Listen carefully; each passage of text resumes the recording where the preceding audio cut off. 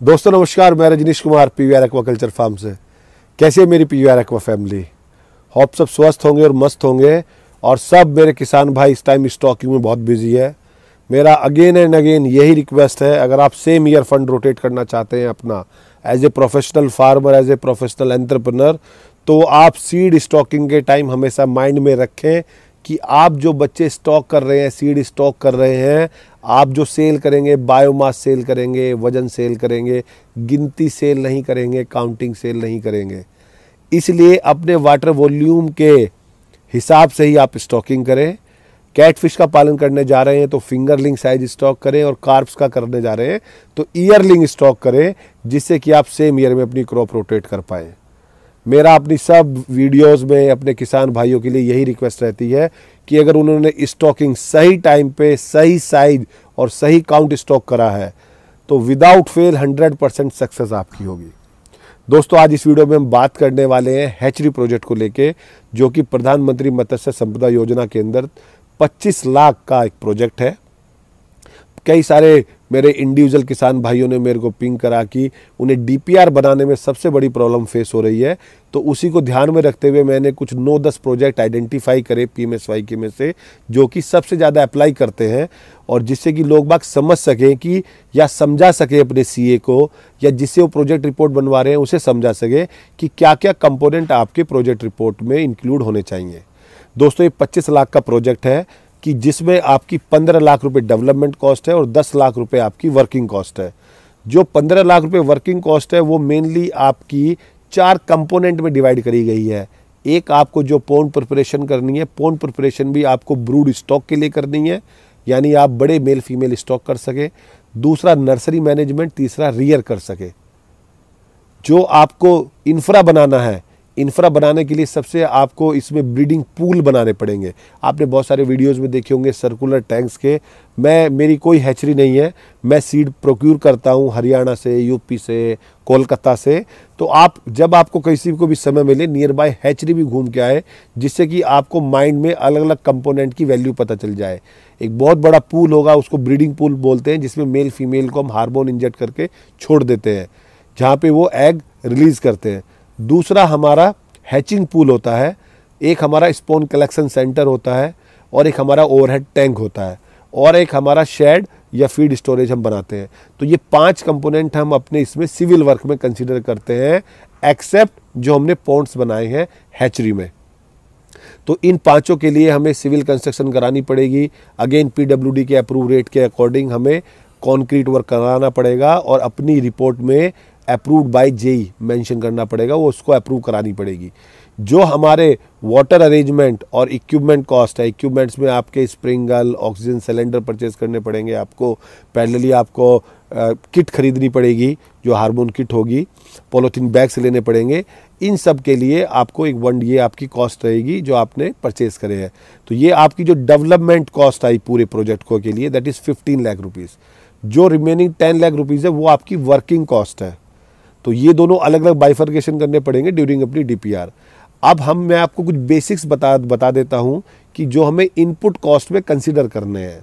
Generally as a thumb rule, आप male और female में तकरीबन, अगर मेल आपने 1000 kg बायोमास के ब्रूड्स लिए हैं तो तकरीबन 600 kg, 600 kg के आपके पास फीमेल बायोमास होना चाहिए। उसका रीज़न क्या है? क्योंकि आपको दोनों को अलग अलग डोज से हार्मोन इंजेक्ट करना है। अगर आपको बायोमास नहीं पता होगा तो आप वो इंजेक्ट उस प्रॉपर रेशो में नहीं कर पाएंगे।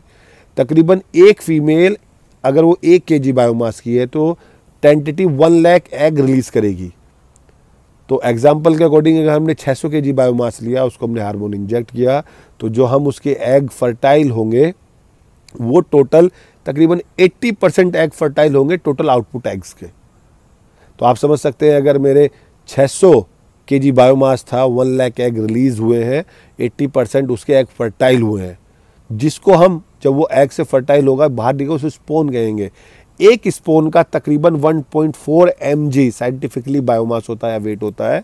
और हम अपनी हैचरीज में ज़्यादातर स्पोन को केवल फ्राई तक 0.1 ग्राम तक, सेमी फ्राई तक हम उसको लेके जाते हैं, 1.4 mg से 0.1 mg तक। अब इसकी जो जर्नी है ये हमें इसलिए पता होनी चाहिए कि उस टाइम हम उसको क्या फीड कराएंगे, कितना स्टॉक करेंगे।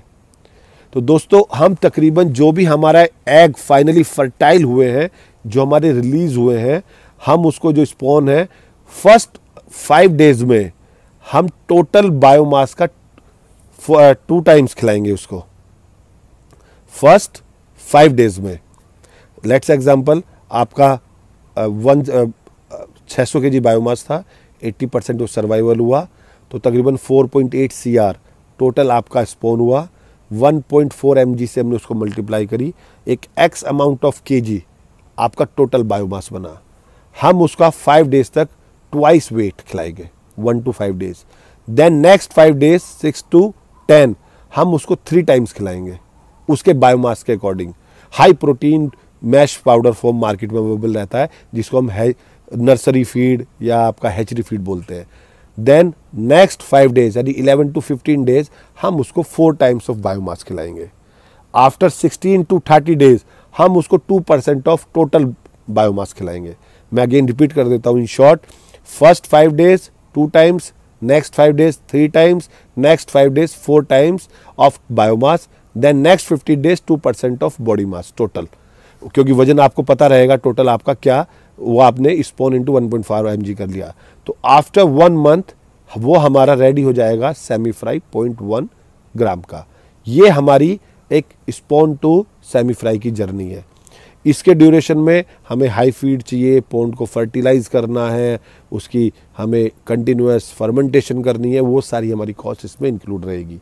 अब जब हम अपने DPR में सेल पार्ट पे कन्वर्ट करेंगे तो हमारा जो सेमी फ्राई रहेगा वो तकरीबन 100 से 120 के 1000 सेल होते हैं। तो उसके अकॉर्डिंग हम उसको पार्शल सेल करते रहेंगे। और हमारी हैचरी का रनिंग ड्यूरेशन जो रहेगा वो हमारा जो फिश का ब्रीडिंग टाइम है हमारा मार्च से स्टार्ट होकर तकरीबन सितंबर अक्टूबर तक चलता है। ये उसी ड्यूरेशन में हम अपनी हैचरीज को रन करते रहेंगे। और ये पूल्स आप कंटिन्यू आप ब्रीड करा सकते हैं, आपको ब्रूड स्टॉक आपके पास अवेलेबल होना चाहिए। तो तकरीबन आपके 10 लाख रुपीज इन टोटलिटी आपकी वर्किंग कॉस्ट लग जाती है। और tentative as a thumb rule आपकी 20 लाख जस्ट डबल आपकी सेल आप कर पाते हैं। तो दोस्तों हैचरी का प्रोजेक्ट बहुत अच्छा है, लेकिन आपको बहुत ही टेक्निकली साउंड होना पड़ेगा। आपको प्रोटीन फीड पता होना चाहिए, क्या प्रोटीन फीड देना है, कितना सर्वाइवल आया है, क्या हमने स्टॉक किया था। तो ये सारे कंपोनेंट्स आपको पता होंगे तो आप एक अच्छी हैचरी रन कर पाओगे। और अच्छी हैचरी लगाने के लिए आपके पास, जैसे आप हैचरी किक ऑफ करते हैं, पहले आप अपने नियर बाय मंडल में, डिस्ट्रिक्ट में सर्च करना स्टार्ट करें कितने फार्मर्स हैं, क्या उनकी रिक्वायरमेंट है, पर एनम वो कितना करोड़ स्पोन परचेज करते हैं या कितने लैक्स वो सेमी फ्राई करते हैं, उसके अकॉर्डिंग आप बैकएंड अपना तैयार करें। दोस्तों ये आपकी अगर कोई आपको प्रोजेक्ट रिपोर्ट में कोई DPR में समझना हो तो आप मेरे को 1 to 1 मैं आपको एक एक्सेल भी शेयर कर सकता हूं, तो आप मेरे को पिंग कर सकते हैं। बने रहें अपने PVR एक्वा यूट्यूब चैनल पर। और सब किसान भाई डिफरेंट प्रोजेक्ट्स पे PMSY के अंदर अप्लाई करें और कोशिश करें ज़्यादा से ज़्यादा बेनिफिट लेने की और आत्मनिर्भर भारत बनाने की। धन्यवाद।